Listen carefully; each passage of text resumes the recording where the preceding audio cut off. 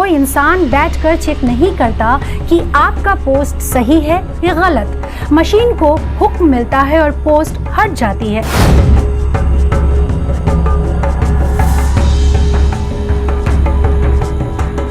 एक सांसद कंगना रनौत कहती हैं कि ये गटर जनरेशन है, और उनका क्वालिफिकेशन क्या है?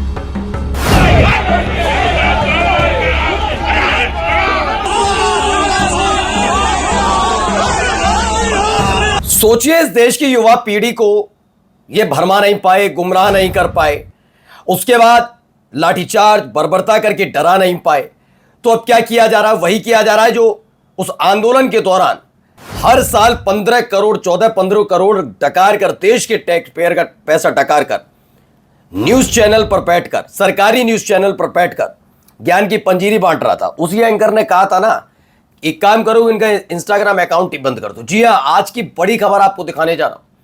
आप कितना ही करते रहिए, सरकार हर तरीके से कैसे सारे हथकंडे आज भी चल रहे। ये मत सोचिए बच्चियों से माफी मंगवा दी, उन्हें गाली देने वालों को सम्मानित किया जा रहा, वहीं तक सीमित तो नहीं है। ये चाहती है कि इस देश की जनता, इस देश के बच्चे आवाज ही ना उठा पाए। जरिया क्या है? मीडिया बिकी हुई है। इंस्टाग्राम, सोशल मीडिया पर जो हो रहा है आज का सबसे बड़ा खुलासा है। देखते रहिएगा, क्योंकि आपका कभी भी इंस्टाग्राम अकाउंट या फिर आपका जो भी आप सोशल मीडिया पर एक्टिव है, तो उस पर कभी भी ग्रहण लग सकता है। क्या क्या हो रहा है जरा आप देखिएगा, पिछले कुछ दिनों के भीतर क्या क्या हुआ।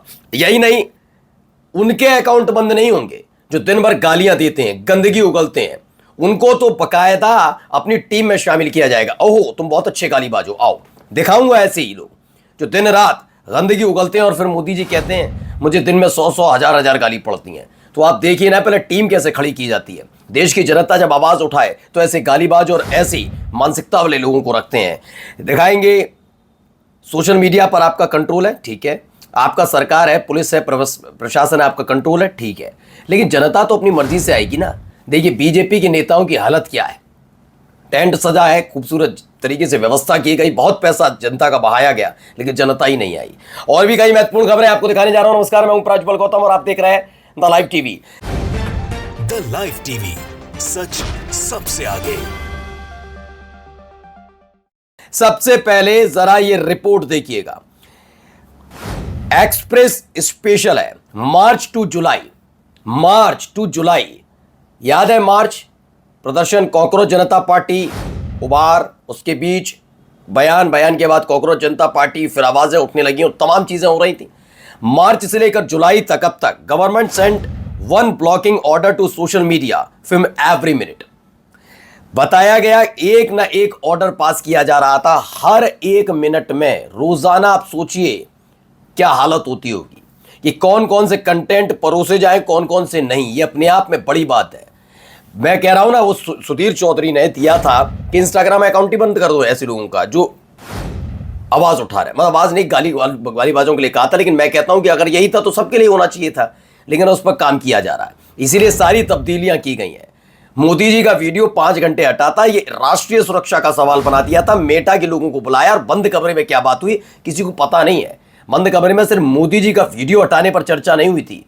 कहा गया होगा कि भाई कार्रवाई कीजिए। उसी के बाद देखिए आम आदमी पार्टी के संयोजक के साथ क्या हुआ, उनका जो पेज था वो उड़ा दिया, ब्लॉक कर दिया गया था। और भी कई जगह से खबर निकल कर आई, अजय राय के साथ हुआ था, जो एक उनका ग्रुप बना हुआ था, उसे, ये तमाम चीजें हो रही थी। अब देखिए, सरकार ने सोशल मीडिया कंपनियों को हर मिनट एक ब्लॉकिंग ऑर्डर भेजा।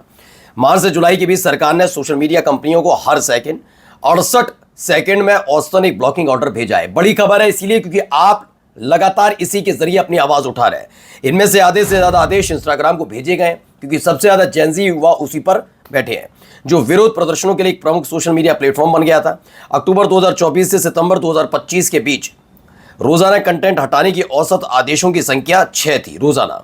लेकिन यह जानकारी सहयोग के आंकड़ों सामने आती है। औसतन हर 68 सेकंड में एक ब्लॉकिंग ऑर्डर, यानी हर दिन तकरीबन 1275 आदेश, और केवल 5 महीनों में लगभग 1,95,000 आदेश ऐसे जारी किए गए।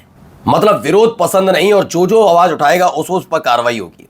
द इंडियन एक्सप्रेस द्वारा हासिल किए गए आंकड़ों के मुताबिक इस साल मार्च से जुलाई के बीच इंस्टाग्राम, फेसबुक और यूट्यूब को ऑनलाइन कंटेंट प्रतिबंधित करने के लिए सरकार की ओर से भेजे गए निर्देशों में जबरदस्त उछाल आया। गौरतलब है कि इस अवधि में छात्रों का परीक्षा पर्चा लीक होने के खिलाफ प्रदर्शन भी शामिल था। दिल्ली के जंतर मंतर पर यह छात्र आंदोलन जून की शुरुआत में शुरू हुआ था और 25 जुलाई को तत्कालीन केंद्रीय मंत्री धर्मेंद्र प्रधान के इस्तीफे के बाद समाप्त कर दिया गया था। देखिए यही वो ऑर्डर है जिसमें बताया जा रहा है, क्या बता रहे हैं ये देखिए, सुनिए। कैसे गृह मंत्रालय के एक सहयोग पोर्टल और मेटा की एपीआई ने मिलकर कंटेंट रिमूवल को ऑटोमेटिक बना दिया है, जहां अब कोई इंसान बैठकर चेक नहीं करता कि आपका पोस्ट सही है या गलत। मशीन को हुक्म मिलता है और पोस्ट हट जाती है। क्या देख रहे हैं, यही वो रिपोर्ट है। मोदी सरकार किस तरह तेजी से सोशल मीडिया प्लेटफॉर्म से कंटेंट हटवा रही है। 5 महीने में सरकार ने मेटा और यूट्यूब जैसे प्लेटफॉर्म से 1,95,000 ब्लॉकिंग ऑर्डर दिए, यानी हर 68 सेकंड पर एक ब्लॉक ऑर्डर दिया गया। एक दिन में औसतन 1275 ब्लॉक ऑर्डर, मतलब इधर सरकार ने ऑर्डर भेजा, उधर लोगों का कंटेंट उनके पेज से उड़ गया। ये स्थिति है। आगे आइए, लेकिन ऐसों का नहीं होता है। ऐसों का तब होता है जब घेरे होते हैं तो कहा जाता है प्राइवेट कर दो, बस एक बार कंट्रोल में आन दो, फिर दोबारा करते रहना, कोई दिक्कत नहीं। ये कौन है आलोक भट्ट? ये वही आलोक भट्ट हैं जिन्हें अभी अभी आईटी सेल में जगह मिली है। दीपक महस्के के अंडर में काम करेंगे, लेकिन है आईटी सेल के। If you analyse root cause of all are problem is that bloody voting right, Muslim vote bank and reservation problem stems from that. बताइए, मुसलमानों को मिला हुआ वोटिंग का अधिकार इस आदमी को क्या लगता है? दिक्कत लगता है, परेशानी लगता है देश के लिए। ये ऐसे हैं। प्रोफेसर मुकेश कुमार कहते हैं मोदी शाह ने इस आलोक भट्ट को आईटी सेल का कोऑर्डिनेटर बनाया है। इसके पुराने ट्वीट देखिए, किस मानसिकता का। ये भी अंदाजा लगा लीजिए कि वहां जाकर क्या करेगा। अब मोदी जी अगर रोते हैं कि उन्हें गाली दी गई तो उन पर रोया जाए या हंसा जाए। वे खुद गालियां देते हैं, गाली देने वालों को बड़ी जिम्मेदारियां देते हैं और गंदे काम करने वालों को फॉलो भी करते हैं। अब ज्यादा क्या कहा जाए, बस समझ लीजिए कि सब अपने जैसे ही संगी साथी ढूंढते हैं। बिल्कुल, इस पर जवाब तो मांगना चाहिए ना। वहां देखिए जनता को कैसे रोक पाओगे। ये देखिए, कह रहे हैं जबरदस्ती अंदर जाओ, अंदर रोका जा रहा है, मत जाओ भाई मत जाओ। उधर भजन लाल बोले जा रहे हैं, इधर कुर्सियां खाली हो गई हैं, जो जा रहे हैं उन्हें रोका जा रहा है कि मत जाओ, प्लीज मत जाओ, साहिब नाराज ना हो जाए ना। इसीलिए ये देखिए पूरी की पूरी रिपोर्ट इसीलिए दिखाई। राजस्थान में भाजपा के साथ मोई हो गया। और राजस्थान के 12 जिले में पर्ची वाले मुख्यमंत्री भजन लाल का दौरा था। 12 में बहुत लंबा भाषण दिया, लेकिन मुख्यमंत्री के भाषण को सुनने के लिए जनता नहीं आई। पूरी सभा में 80 से 90% कुर्सी खाली रही। कुछ लोगों को बसों में भरकर लाया गया, लेकिन वो भी सभा से बाहर आ गए। पुलिस वालों ने भी रोकने की कोशिश की, लेकिन जनता रुकने को तैयार ही नहीं थी। ये स्थिति है। अब रुकने के लिए तो कुछ और लोग भी तैयार नहीं। बाबा रामदेव याद है, उन्होंने कहा मैं आंदोलन कर दूंगा। 24 घंटे में उनकी भाषा शैली बदल गई। फिर वो कहने लगे अगर युवा आंदोलन करेगा तो पढ़ेगा कब। लेकिन फिलहाल एक और उनका जो बात है वो चर्चा में है, जरा सुनिए। बीजेपी के एक सांसद कंगना रनौत कहती हैं कि ये गटर जनरेशन है, और उनका क्वालिफिकेशन क्या है?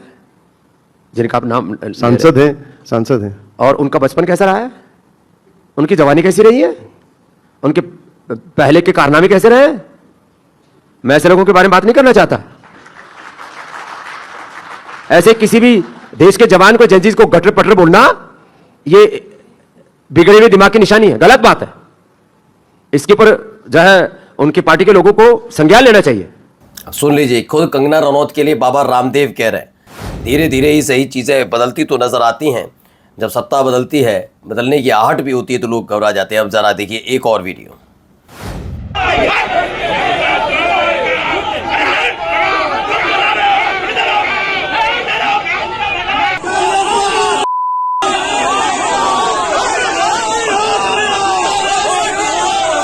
तो राहुल गांधी वर्सेस मतलब कांग्रेस वर्सेस बीजेपी कांग्रेस के कार्यकर्ता आमने सामने आए। वाराणसी का ये वीडियो है। भाजपा कार्यकर्ताओं ने घेरा था कांग्रेस कार्यालय का घेराव करने पर हुआ हंगामा। एक दूसरे को मारने के लिए जुटे भाजपाई कांग्रेसी चप्पल जूते दिखाकर एक दूसरे को ललकारते दिखे। वंदे मातरम में बीजेपी ने जुलूस निकाला था। कांग्रेस नेताओं ने कोतवाली में तहरीर दी है। थाना कोतवाली स्थित मैदागनी में हुआ हंगामा, और ज़रा इनको भी देख लिए कि ये भी है। तो बहुत लंबे समय से मैंने अपना ब्लड चेक नहीं कराया। मैं अमेरिका आया तो ये बहन हमारी गुजरात से हैं, तो इन्होंने कहा ये इनका खुद का क्लिनिक है, हॉस्पिटल है यहाँ शिकागो में। तो इन्होंने कहा कि आइए मैं आपका ब्लड, 2 दिन पहले मैं यहाँ आया था, पर इन्होंने मेरा ब्लड सैंपल लिया और ब्लड लेने के बाद कुछ चीज़ें कमी थी तो वो ये देना। तो ये सारी चीज़ें बता रहे हैं। मृगेंद्र प्रताप सिंह कहते भी हैं कि धर्म का प्रवचन देने वाला प्रवचन करता लोगों को मूर्ख बनाते हैं, झूठे दावे करते हैं, लेकिन खुद विज्ञान का सहारा लेते हैं। ये अनिरुद्धाचार्य अपना इलाज शिकागो में करा रहे हैं। अंधभक्तों का इलाज गोबर मूत्र से करने को कहेंगे, है नहीं क्या ऐसा? नमस्कार। द लाइव टीवी, सच सबसे आगे।